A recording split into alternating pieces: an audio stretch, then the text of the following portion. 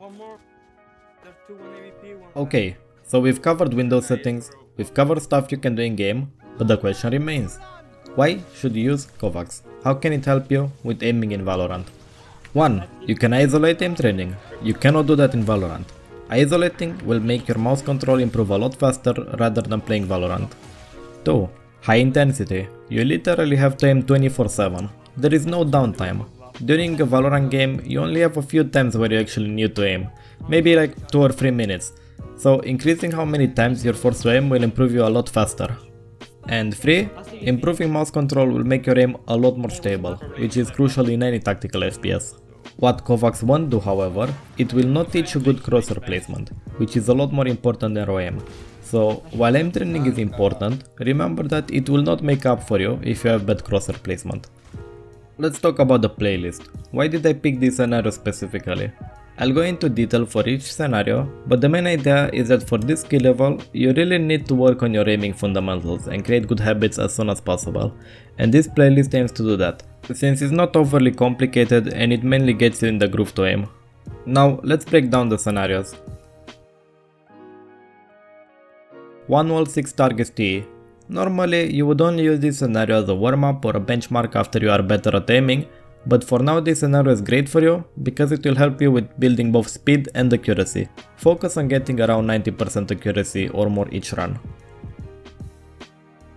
Wide wall 6 targets. Same principle as the previous scenario, but with larger angles. You will get used to your sensitivity a lot faster and it will increase your area of control. You will also build up more speed because of the larger angles you need to cover. 1 wall 2 targets mold.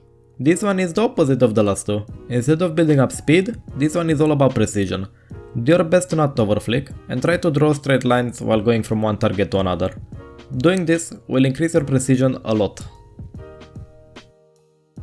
1 wall 5 targets pass slow. So far you've only dealt with static targets, but in Valorant targets move too. So for now you don't have to worry about any advanced scenario because you need to develop your reading skills. Pass slow isn't the easiest, but it isn't the hardest scenario either, it has just the right amount of challenge, so it will help you develop your reading skills a lot.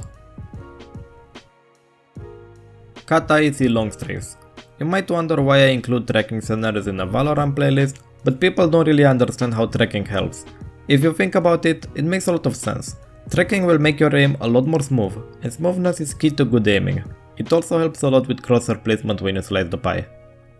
Tracking is a huge part of aiming and you really shouldn't overlook it.